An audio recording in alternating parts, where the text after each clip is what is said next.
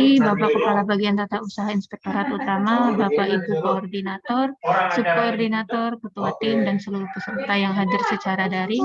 Assalamualaikum warahmatullahi wabarakatuh. Selamat pagi dan salam sejahtera bagi kita semua. Salam, Om Swastiastu, Namo Buddhaya, salam kebajikan. Siang-siang enaknya minum es sambil nonton film Mohabbatain. Selamat datang para peserta PKS dengan tema review RK BMN. Asik. Sebelum acara dimulai, alangkah baiknya diawali membaca doa bersama. Doa menurut keyakinan masing-masing. Doa dimulai.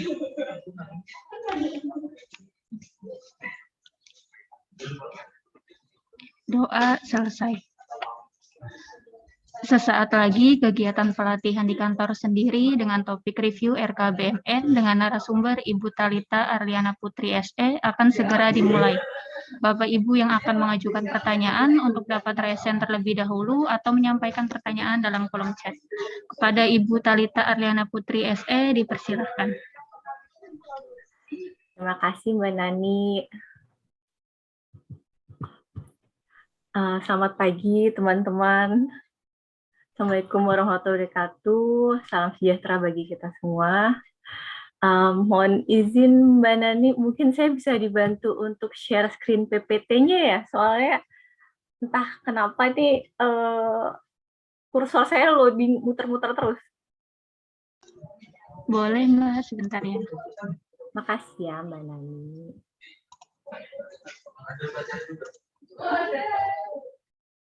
Tapi akan berbeda.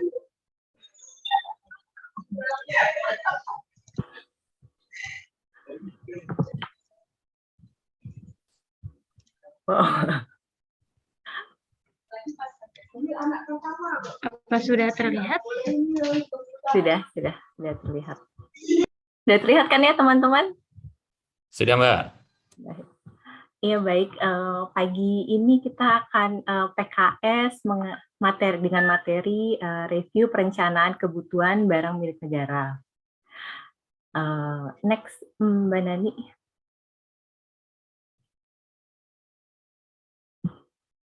Nah, untuk dasar hukumnya, ini ada peraturan perundang-undangan PP 28 tahun 2020 tentang perubahan PP 27 tahun 2014 tentang pengelolaan barang milik negara atau daerah. Yang kedua, PP 90 tahun 2010 tentang penyusunan rencana kerja dan anggaran Kementerian Negara dan Kementerian Negara Lembaga. Ini untuk RKBMN ini sebenarnya terkait dengan RKKL. Mungkin teman-teman sudah menerima materi PKS mengenai review RKKL belum ya?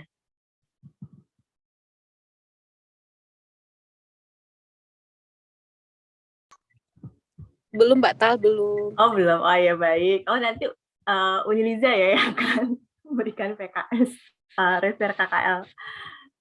Intinya jadi di sini kita review RKBMN dulu. Nah, hasil dari review RKBMN akan dipakai untuk review RKKL. Sekilas infonya seperti itu. Selanjutnya juga ada Peraturan Menteri Keuangan, ini PMK 153 tahun 2021 tentang perencanaan kebutuhan barang milik negara. Dan yang kedua PMK 172 tahun 2020 tentang standar barang dan standar kebutuhan barang milik negara. Dan diturunkan lagi menjadi keputusan Menteri Keuangan, ini untuk modul-modulnya, jadi ada KMK 174 tahun 2016 tentang modul penyusunan RKBMN, KMK 332 tahun 2016 tentang modul review perencanaan kebutuhan barang milik negara oleh Apim KL, dan KMK 577 tentang modul penyusunan RKBMN untuk ADB.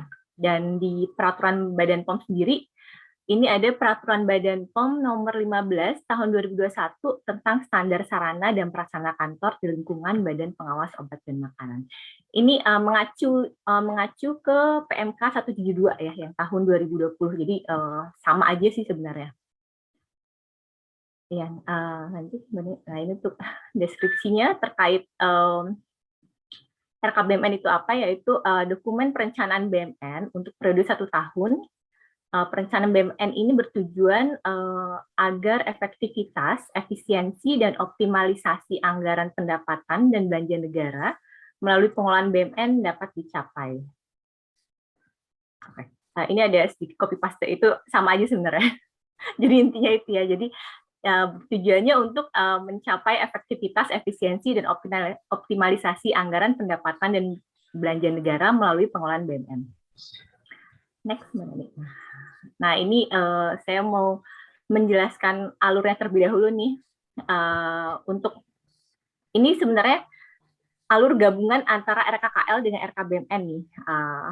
Mungkin teman-teman bisa membayangkan ya, misalnya tahun 2020 ini nih, di Januari sampai April. Nah, ini pemerintah nih akan menyusun pagu indikatif untuk KL. Nah, namun untuk RKBMN, ini hasil penelahan RKBMN-nya itu maksimal di bulan Maret itu sudah harus terbit. Nah, untuk Badan POM sendiri biasanya tuh akhir Desember. Ini kan kalau misalnya tahun 2022 ya. Di Desember 2021, nah hasil penelahan RKBMN oleh KemQ-nya ini udah terbit nih. Nah, itu jadi hasil penelahan RKBMN ini yang digunakan untuk penyusunan indikatif KL. Jadi kayak pemerintah udah tahu nih, kira-kira KL akan mengadakan BUMN apa sih, apa aja sih gitu. Jadi udah kayak apa ya, jadi acuan buat mereka juga untuk menyusun pagu indikatifnya. Nah, selanjutnya di bulan Mei sampai Juli ini ada pagu anggaran kementerian lembaga. Nah, biasanya kita mulai dilibatkan untuk ratio RKKL-nya di pagu anggaran KL ini.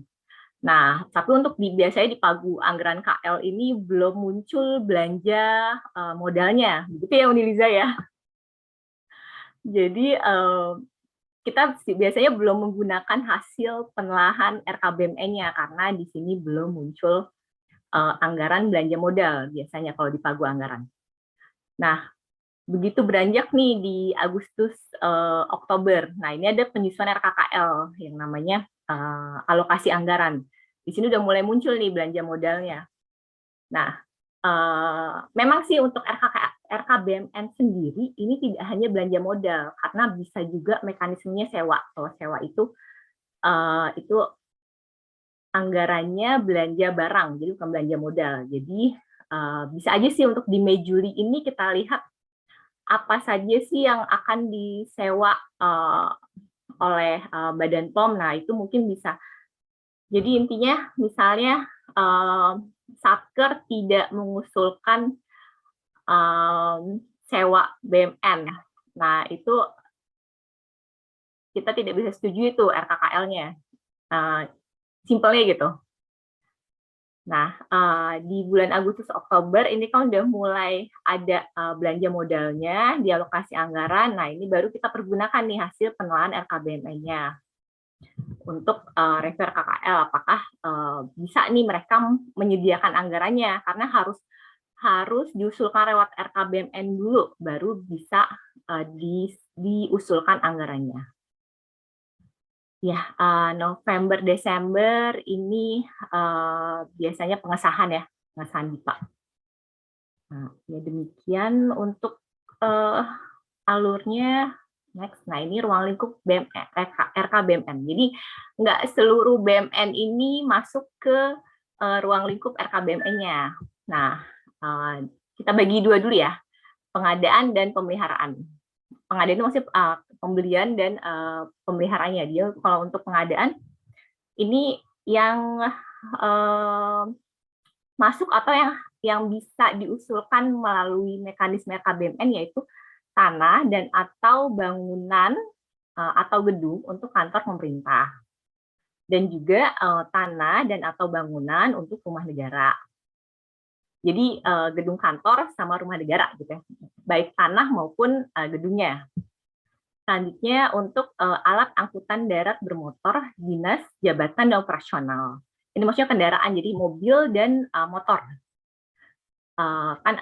Dan ini ada Untuk kendaraan ini ada yang untuk pejabat dan ada yang untuk operasionalnya. Nah, untuk tahun-tahun sebelumnya nih hanya untuk yang mobil atau kendaraan yang kendaraan pejabat saja nih. Nah, untuk operasional ini baru standar kebutuhannya ini baru terbit di tahun 2021.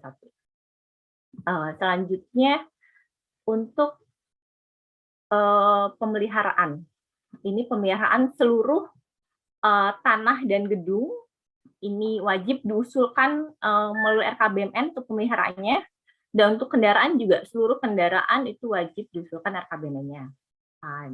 Dan juga ada juga selain tanah dan kendaraan yang nilainya di atas 100 juta.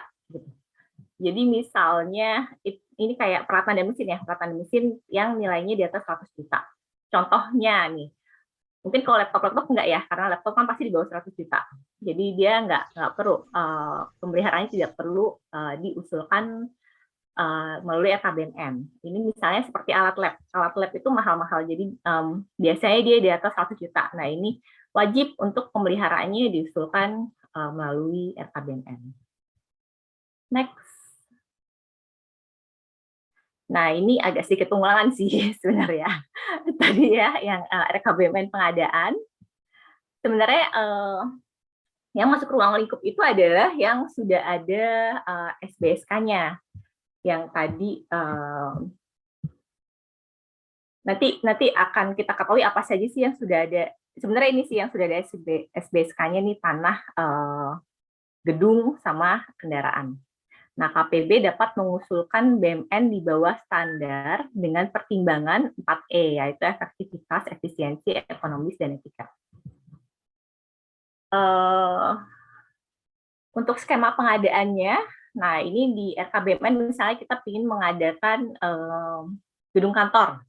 Nah, kita harus milih tuh gedung kantornya mau dibelikah atau dibangun baru, atau misalnya mau ada renovasi, tapi ini untuk renovasi yang menambah luasan ya. Tapi untuk renovasi yang tidak menambah luasan itu tidak melalui RKBMN. Dan untuk sewa gedung kantor ini juga melalui RKBMN. Selanjutnya ini pemeliharaan juga sama tadi seperti yang sudah saya jelaskan. Next Mbak Nani. Untuk capaian targetnya, nah ini tadi seperti deskripsi yang di awal ya. Jadi ini untuk efisiensi dan optimalisasi BMN. Jadi efisiensi existing BMN, jadi supaya nggak berlebih lah BMN yang existing kita gitu. Jadi nanti kalau kita nanti di bawah ada penjelasan terkait SBSK ya. SBSK itu standar barang dan standar kebutuhan. Jadi jumlahnya pun juga dibatasi. Nah, jadi pemerintah ini mulai menerapkan efisiensi untuk jadi supaya tiap satker nggak banyak lah, maksudnya sesuai dengan kebutuhan di satker. Nanti juga optimalisasi BMN idle. Yang kedua, efektivitas pengadaan BMN. Ini efektivitas pengadaan BMN untuk menjalankan tugas dan fungsi KL. Dan standarisasi BMN. Standarisasi BMN sebagai salah satu upaya meningkatkan quality assurance belanja modal BMN. Next, ini prinsip RKBMN. Penyusunan RKBMN untuk pengadaan BMN wajib memperhatikan ketersediaan BMN yang ada pada satuan kerja yang dipimpin. Jadi kalau kita ingin mengadakan kendaraan gitu, kita harus melihat udah ada berapa sih yang kita miliki. Gitu. Jadi kita nggak bisa lagi nih tiap tahun mengadakan gitu. Jadi harus pemerintah tuh udah kayak batas maksimal jumlah untuk kendaraan di satker tuh udah diatur gitu untuk sekarang ini. Selanjutnya prinsip kedua, penyusunan RKBMN untuk pemeliharaan BMN wajib memperhatikan daftar barang yang memuat informasi mengenai status barang dan kondisi barang. Yang ketiga, RKBMN untuk pengadaan BMN diusulkan oleh pengguna barang dan atau kuasa pengguna barang terhadap BMN yang telah terdapat standar barang dan standar kebutuhan. Nah, ini standar barang dan standar kebutuhan yang sudah ada PMK-nya ya. Yang pertama, tanah dan atau bangunan gedung perkantoran, tanah dan atau bangunan gedung rumah negara, tanah dan atau bangunan gedung pendidikan, tanah dan atau bangunan gedung tempat persidangan. Mungkin di Badan POM ini tidak digunakan ya untuk tempat persidangan karena kita tidak ada itu. Untuk yang ruang tahanan juga sama. Jadi kemungkinan di Badan POM itu yang kita gunakan SBSK-nya yaitu gedung kantor, gedung rumah negara, gedung pendidikan. Misalnya kalau ke depannya nanti PPSDM ingin mendirikan gedung pendidikan, nah ini ada standar barang dan standar kebutuhannya. Kendaraan jabatan dan kendaraan operasional. Nah, biasanya di Badan POM itu yang kita gunakan untuk SBSK-nya. Next, ini contohnya ya. Ini SBSK kendaraan jabatan. Nah, misalnya nih, pertama kita identifikasi dulu satker tersebut ini eselon berapa. Misalnya nih, Itama sendiri ya, Itama sendiri kan itu eselon 1B ya. Nah, berarti dia kualifikasinya C. Jenisnya sedan 2000 cc 4 silinder atau SUV 2500 4 silinder. Nah, seperti itu sih cara bacanya. Begitu juga misalnya eselon 2 yang di pusat. Nah, itu kan kategorinya kualifikasinya D ya. Karena kalau di pusat itu termasuk eselon 2A, sedangkan kalau di balai dia eselon 2B. Jadi kalau di pusat dia kualifikasinya D untuk eselon 2, sedangkan kalau di balai dia kualifikasinya E. Nah, itu ada kalau yang kualifikasi D ini speknya SUV 2500 cc. Terus kalau yang kualifikasi E ini SUV 2000 cc. Demikian sih contoh untuk membaca. Selanjutnya SBSK kendaraan operasional. Nah, untuk kendaraan operasional ini standar barang kendaraan operasional mobil MPV 1500 cc 4 silinder dan sepeda motor 225 cc 1 silinder. Nah, kendaraan operasional dapat berasal dari kendaraan jabatan yang ditetapkan untuk dialih fungsikan. Jadi, misalnya ada kendaraan jabatan mau diturunkan nih menjadi kendaraan operasional, itu bisa aja. Tapi kriterianya kendaraan roda 4 SUV maksimal 2500 cc. Apabila nih cc-nya ini lebih tinggi dibanding 2500, nah itu nggak bisa diturunkan menjadi kendaraan operasional. Nah, juga untuk MPV juga maksimal 2500 cc. Yang ketiga itu kalau kendaraan roda 2, misalnya yang tadinya itu merupakan kendaraan jabatan mau diturunkan ke operasional, terserah mau speknya apapun itu ya. Selanjutnya kendaraan jabatan telah berumur 5 tahun sejak tanggal perolehan. Jadi sebelum 5 tahun nih kita nggak bisa menurunkannya ke kendaraan operasional.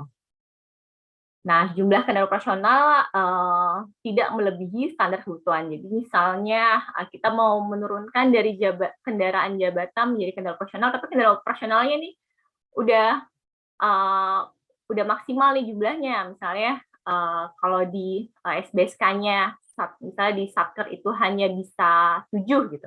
Ternyata kita udah punya 7 nih, nah itu nggak bisa tuh diturunkan. Jadi harus dihapuskan dulu kendaraan operasionalnya, baru yang kendaraan jabatannya bisa diturunkan. Nah, ini contoh standar kebutuhan kendaraan operasional. Jadi misalnya setingkat eselon 1 kantor pusat untuk mobil, ini sesuai dengan jumlah jabatan eselon 3-nya. Jadi ada berapa eselon 3 di situ, ditambah 1 untuk kegiatan kesekretariatan. Misal nih, kayak di Itama ya. Itama sendiri eselon 3-nya itu hanya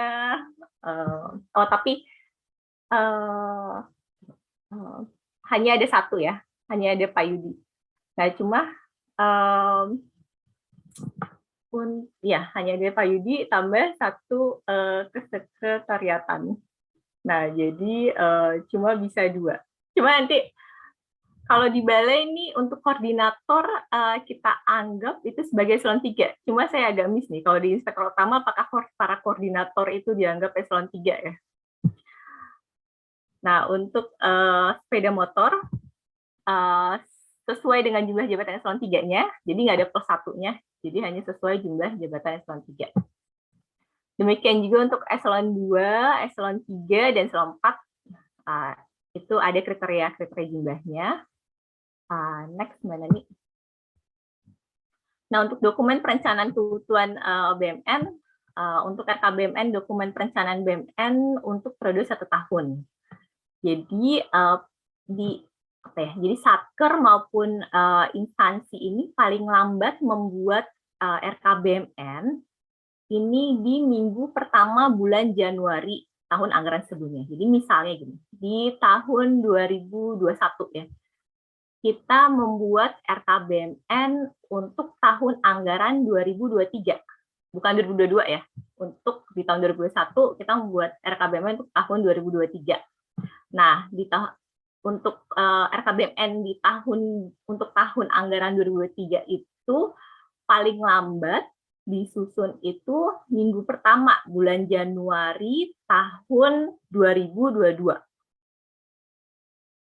Nah, setelah Satker naik ke instansi itu menyusun RKBMN, ditelaahlah RKBMN tersebut oleh Kemq juga. Nah, jadi Kemq paling lambat minggu ketiga Februari tahun 2022 memfinalkan hasil telaahannya. Selanjutnya, nah RKBMN ini juga bisa diusulkan perubahannya. Jadi usulan perubahan hasil penelahan RKBMN. Dokumen penelahan RKBMN yang diusulkan untuk dilakukan perubahan. Jadi ini dalam tahun pelaksanaan anggaran. Jadi misalnya di tahun 2022 ini nih kita mau ada perubahan anggaran. Nah, misalnya terkait BMN. Nah, itu bisa nih kita harus mengusulkan perubahan RKBMN-nya dulu, baru bisa merevisi anggarannya. Nah, ini untuk usulan perubahan RKBMN-nya paling lambat 1 bulan sebelum batas waktu penyampaian revisi anggaran. Nah, setelah kita usulkan kan perlu ditelaah oleh Kemq ya. Nah, jadi dalam waktu 1 bulan itu Kemq punya waktu nih untuk menyetujui atau tidak usulan perubahan dari kita. Untuk dokumen RKBMN sendiri, kalau di lingkup instansi ini tanda tangani oleh pengguna barang, dan untuk di Kemq ini nanti ditandatangani oleh pengelola barang dan juga pengguna barang. Jadi sama-sama menyetujui hasil tersebut. Next. Nah, ini kita ke review RKBMN-nya ya. Jadi review RKBMN adalah penelahan atas penyusunan dokumen rencana kebutuhan BMN yang bersifat tahunan oleh auditor APIP KL yang memberi keyakinan terbatas bahwa RKBMN telah disusun sesuai dengan ketentuan perencanaan kebutuhan BMN. Ini di berbagai macam review sebenarnya, mau itu review RKBMN, review RKKL, review LK, ini APIP tidak mengambil alih tanggung jawab dari manajemen terhadap kebijakan yang ditetapkan dalam penyusunan kebenaran angka RKBMN yang diusulkan, karena hal tersebut tetap menjadi tanggung jawab pengguna barang atau kuasa pengguna barang. Next. Nah, ini proses penunjang RKBMN-nya. Pertama ini Satker kan KPB ya. Jadi Satker ini menyusun RKBMN KPB. Nah, selanjutnya naik langsung ke RKBMN PB. Jadi memang struktur di Badan POM nih simple banget. Dari KPB langsung naik ke PB, tidak ada yang namanya wilayah, tidak ada yang namanya eselon 1. Jadi dia langsung cuma 2 step aja. Nah, dari RKBMN PB direview dulu sama APIP, apakah sudah sesuai atau belum. Nah, baru nanti dari APIP turun lagi ke PB, dan nanti PB yang menyampaikan ke pengelola barangnya. Demikian, next Mbak Nani. Nah, ini kewenangan dan tanggung jawabnya. Untuk pengelola barang, di mana ini Kemq ya, menelaah RKBMN, memproses atau tidak memproses usulan perubahan RKBMN. Untuk pengguna barang atau kuasa pengguna barang, jadi kalau kuasa pengguna barang ini mengajukan RKBMN untuk lingkungan kantor yang dipimpinnya. Nah, sedangkan kalau pengguna barang melakukan penelitian RKBMN KPB, bertanggung jawab atas kebenaran, kelengkapan, dan kepatuhan penerapan kaidah perencanaan kebutuhan BMN dalam usulan RKBMN. Dan kalau Apip sendiri itu mereview kebenaran, kelengkapan, dan kepatuhan penerapan kaidah perencanaan kebutuhan BMN atas RKBMN pengguna barang. Jadi hampir mirip-mirip lah sama pengguna barang. Jadi cuma jadi kita saling bahu-membahu nih ya untuk mengecek atau memastikan terkait dokumen RKBMN. Next. Nah, ini apa aja sih yang direview di RKBMN? Nah, untuk yang pertama nih yang pengadaan ya, untuk yang pengadaan. Jadi kita lihat kesesuaian perencanaan BMN terhadap Rens KKL. Jadi ini untuk memastikan kesinambungan pelaksanaan tugas dan fungsi KL. Jadi perlu adanya relevansi atau keterkaitan pengadaan BMN dengan program dan kegiatan KL. Yang kedua, ini kesesuaian kebutuhan BMN dengan SBSK-nya ya. Jadi tadi terkait kriteria, terkait jumlah, nah itu harus kita pastikan bahwa itu sesuai dengan SBSK. Yang ketiga, ini dokumen pendukung terkait lainnya, yaitu jadi Satker harus menyampaikan nih kayak dokumen, misalnya tanah atau bangunan, ini harus ada KAK-nya. Terus juga ada informasi terkait existing BMN-nya, pegawai existing, serta formasi jabatan, dan data jumlah pegawai ideal. Karena berdasarkan jumlah ini, kita akan mengetahui suatu Satker nih maksimal bisa punya luas gedung berapa sih gitu. Jadi itu berdasarkan jumlah pegawai yang dimiliki oleh suatu Satker. Yang poin D, dokumen hasil pembahasan antara lain berupa notulen antara PB atau KPB dengan instansi bertanggung jawab di bidang pekerjaan umum untuk RKBMN pengadaan gedung bangunan rumah negara. Yang poin E, dokumen rencana BMN untuk dihapuskan atau dihentikan penggunaannya, atau dipindah tangankan, atau dimusnahkan jika ada. Dan lain-lain. Dan untuk kendaraan, ini surat pernyataan belum memiliki kendaraan dinas jabatan, atau rencana penghapusan, pengadaan tahun berjalan, alih fungsi, alih status, dan lain-lain. Dan juga dokumen pengusulan RKBMN tahun sebelumnya. Next. Nah, untuk pemeliharaan. Ini kita melihat berdasarkan daftar barang yang memuat informasi status penggunaan dan kondisi barang. Mengusulkan pemeliharaan barang yang telah dicatat pada SIMAK BMN dan barang pengadaan tahun berjalan. Nah, untuk BMN yang tidak dapat diusulkan ya. Next, Mbak Nani. Jadi untuk BMN yang tidak dapat diusulkan pemeliharaannya, yaitu yang pertama BMN yang dalam kondisi rusak berat. Jadi nggak mungkin ya diusulkan pemeliharaannya, karena biasanya kondisi rusak berat harusnya diusulkan penghapusannya.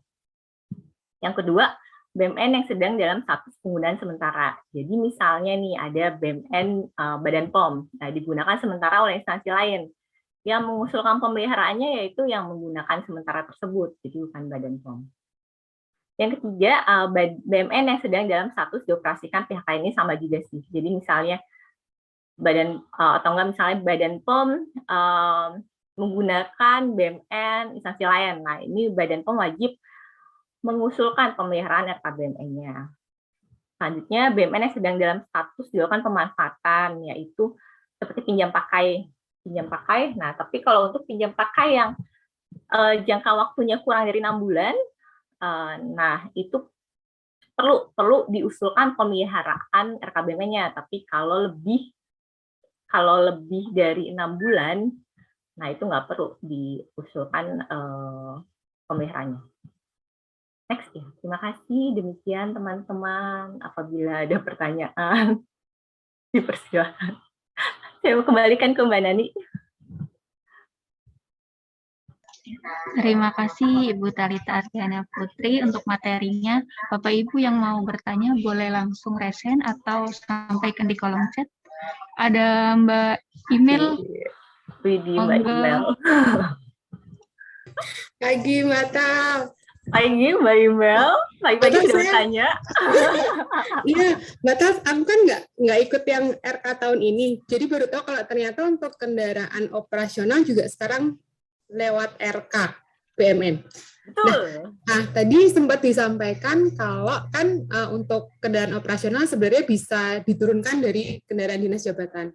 Nah, ketika balai misal sudah atau unit kerja sudah ya sudah memenuhi proses itu ya, akhirnya dia dari dinas jabatan ke operasional. Nah, itu otomatis nanti terhitung apa ya? Misalnya tetap mereka harus mendaftarkan ke RKBMN gitu atau gimana sih, Mbak? Atau otomatis aja mereka sudah terhitung sebagai kendaraan operasional yang masuk di RKBMN atau mereka tuh masukin juga tuh ke RK-nya, perencanaan di RK-nya. Jadi seperti ini misalnya nih di balai ya ada kendaraan kepala balai yang mau diturunkan menjadi kendaraan operasional. Jadi sebenarnya kita untuk RKBMN kan pakai aplikasi Siman ya. Jadi aplikasi Siman itu terintegrasi dengan aplikasi Simak BMN. Di Simak BMN di situ ada kan, maksudnya ada pencatatan seluruh kendaraan yang dimiliki oleh balai. Nah, di balai juga mengidentifikasi itu, maksudnya memisahkan mana yang kendaraan jabatan, mana yang kendaraan operasional. Jadi pencatatannya maksudnya ada informasi terkait itu. Jadi di Siman pun menarik data dari Simak BMN ini nih jadi langsung tahu nih mana kendaraan jabatan dan mana kendaraan operasional.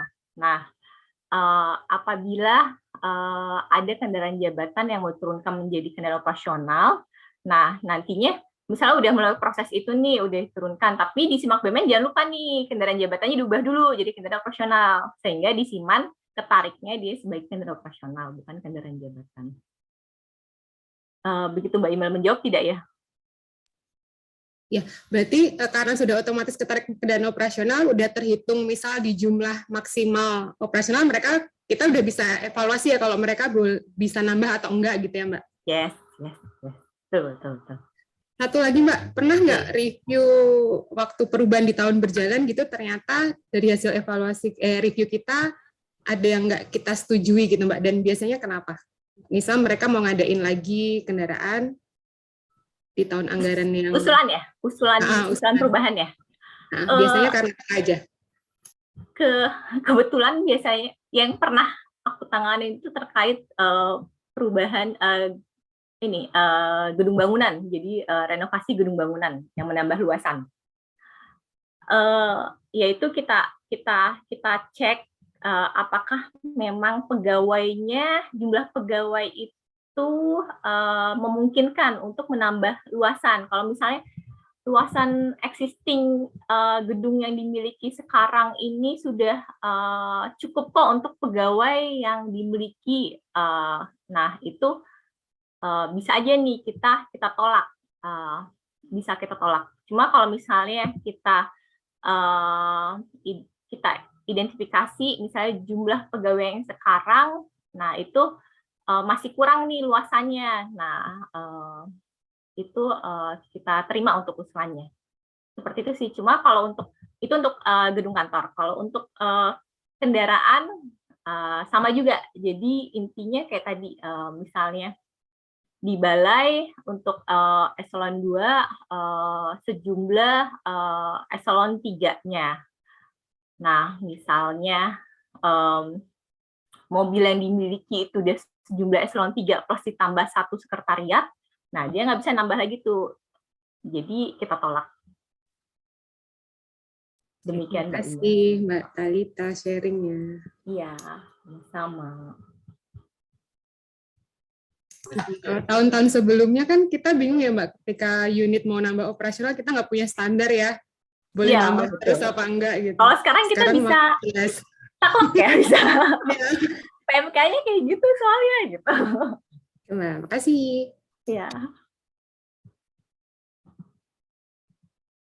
Silakan Bapak Ibu ada yang mau bertanya lagi atau sharing-sharing.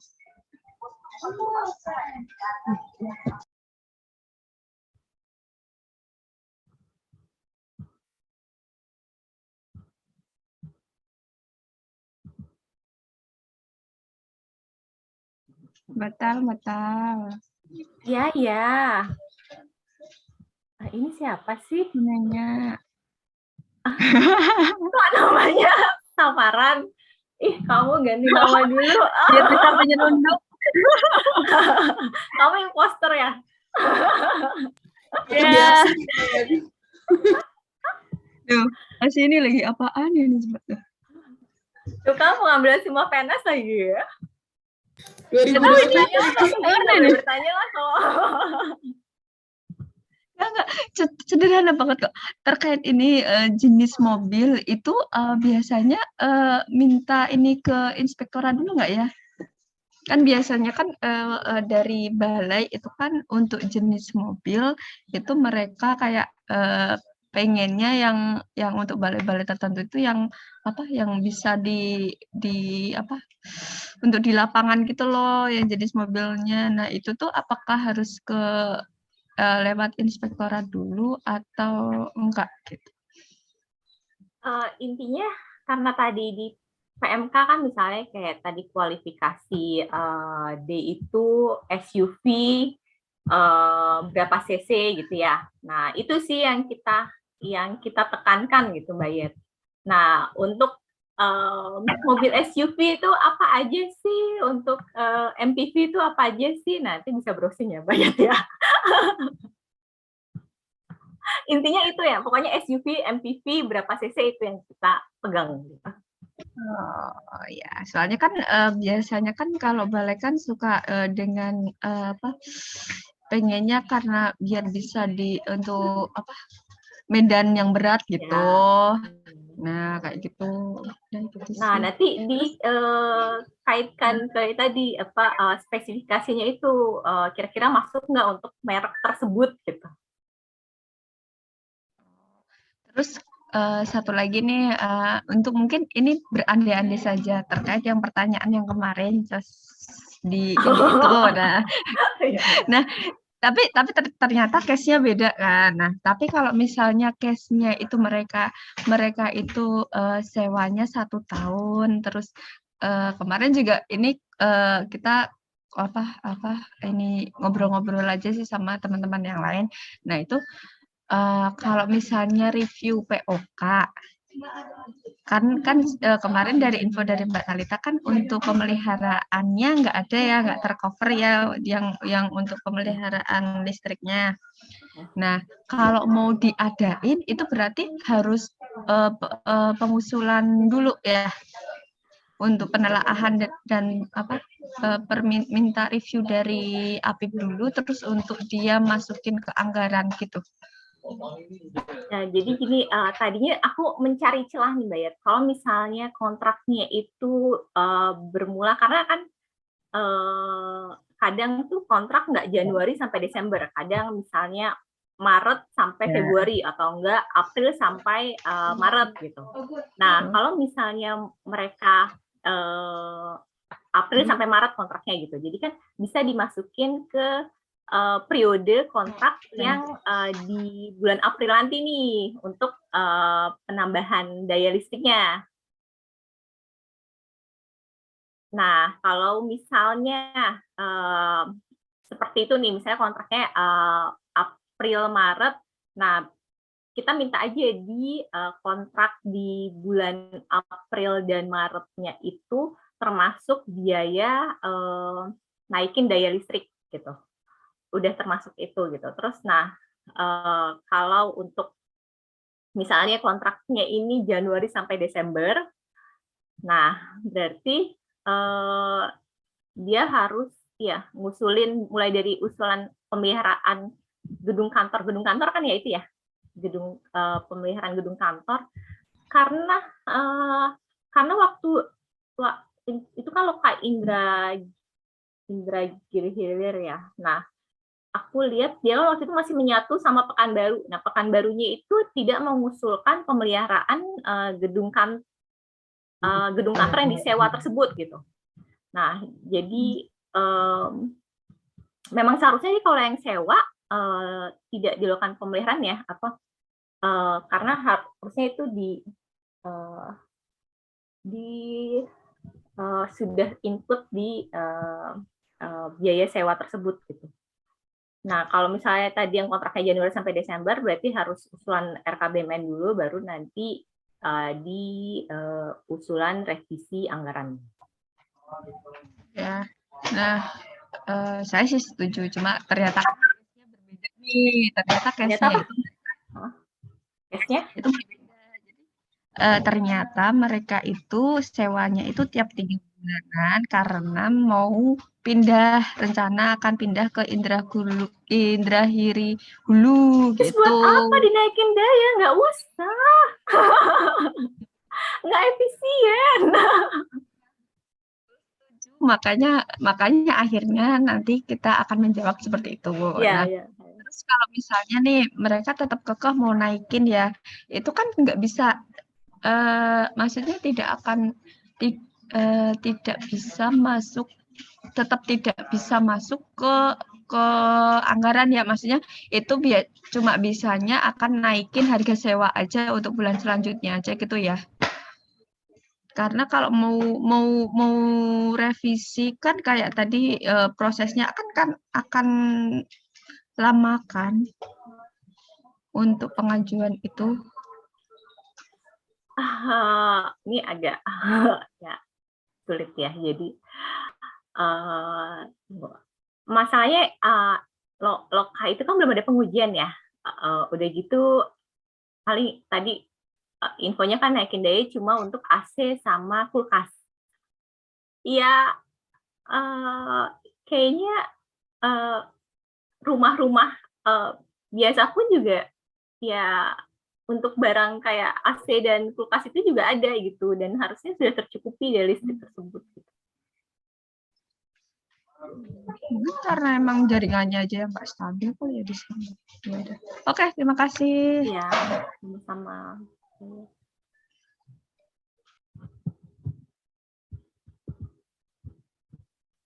Izin Mbak Tarisa, ada pertanyaan di kolom chat dari Mbak Melva. Boleh ditolong ya? Saya bacakan ya. Terkait kendaraan Mbak, untuk unit eselon 4 seperti lokal dan tidak ada kendaraan mobil. Jadi sistemnya sewa untuk ketentuan mobilnya apakah termasuk RKBMN?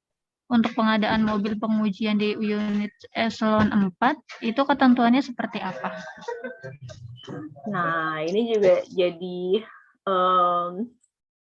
kekisruhan juga nih waktu penyusunan RKBMN, karena Loka itu sebenarnya butuh kayak mobil operasional gitu, tapi kenapa di PMK-nya itu untuk setingkat eselon 4 hanya bisa sepeda motor.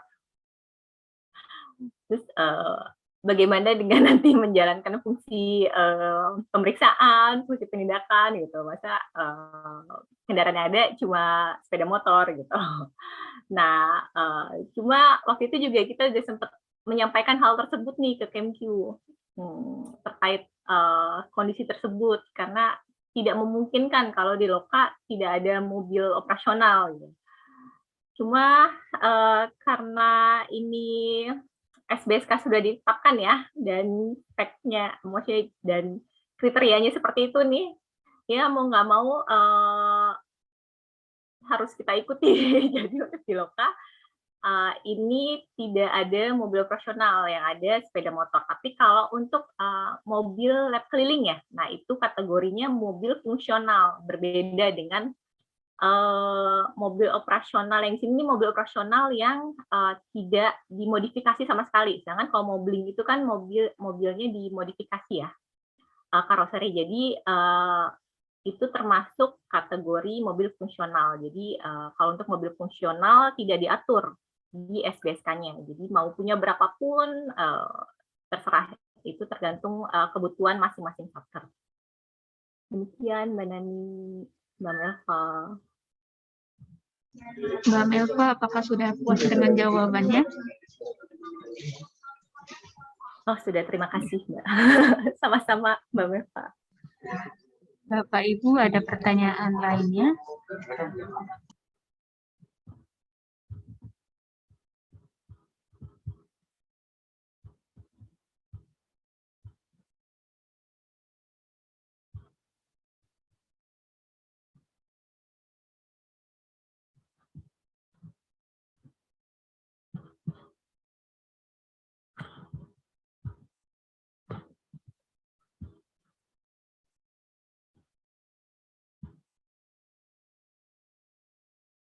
Izin Mbak Talita, ada yang bertanya lagi dari Mas Yoga. Monggo Mas Yoga. Mas Yoga, ini kayaknya udah pakar RKBMN. Oke Mbak Tal, Ayo Mas Yoga. izin bertanya Mbak Tal. Iya Mas Yoga, ada permasalahan apa? Terkait Mas Yoga nggak boleh curhat. Mas Yoga nggak boleh curhat ya. terkait rumah dinas Mbak. Oh ya. Kalau mengenai kan kita melalui skema sewa ya. Apakah itu masuk ke RKBMN ya Mbak? Itu aja Tidak. sih. Sudah tidak ya, soalnya kan yang tahunan lalu kan masuk kan ya masih gitu. Berarti untuk selanjutnya udah tidak kan ya Mbak ya? Di tahun 2021 sudah tidak masuk kok Mas Yoga. Iya. Untuk selanjutnya Mas. Oh, tidak ada. Jangan khawatir, tidak. Siap. Oke, udah mungkin itu saja Mbak Tal. Iya, terima kasih Mas Yoga. Terima kasih. Sama-sama.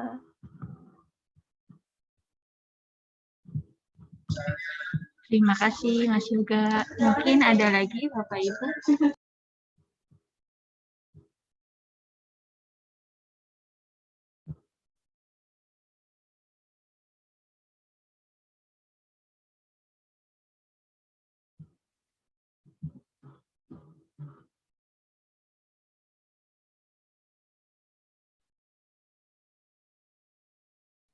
Yang batal mau nanya yang terkait mobil dinas jadi mobil operasional.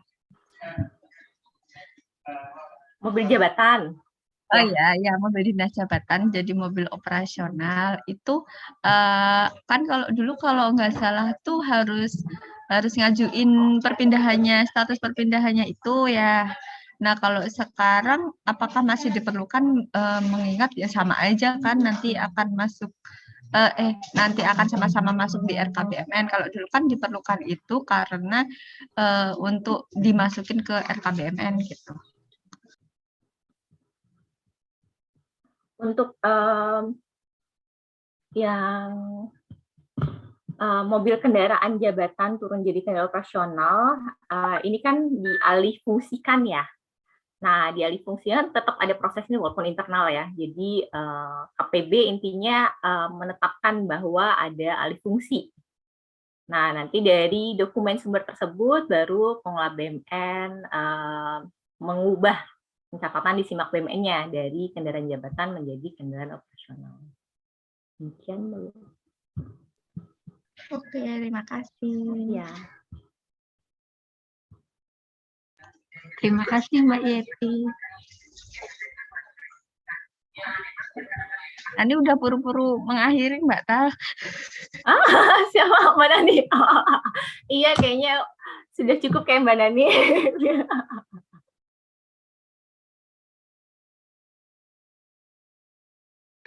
Mbak Yeti mungkin mau satu pertanyaan lagi biar dapat piring. Oh ya ampun.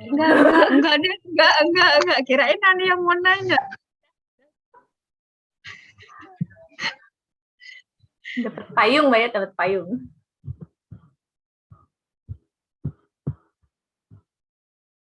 Nanti japri aja ke Mbak Tal.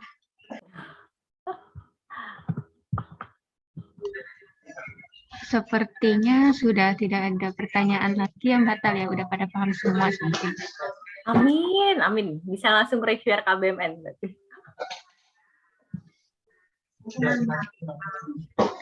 Dengan berakhirnya pertanyaan dari Mbak Yeti, PKS hari ini bisa dicukupkan. Mungkin sebelumnya kita boleh foto bersama ya Mas Jihan. Iya, Mbak. Sudah izin saya untuk screenshot dokumentasi ya. Mohon Bapak Ibu sekalian untuk dapat mengaktifkan fitur kameranya. Baik, di sini ada 2 slide. Untuk slide yang pertama terlebih dahulu. 1, 2, 3. Oke. Selanjutnya untuk slide yang kedua. 1, 2, 3. Oke. Terima kasih, saya kembalikan ke Mbak Nani. Terima kasih Mas Jihan.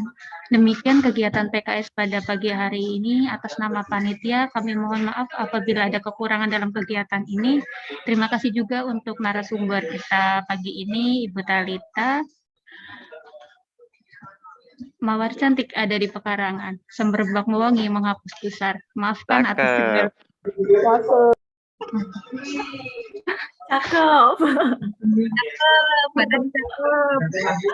Silver Queen lagi Mbak Nani. Sabar Mbak Nani, kalau pantun itu harus dengan cakepnya dulu.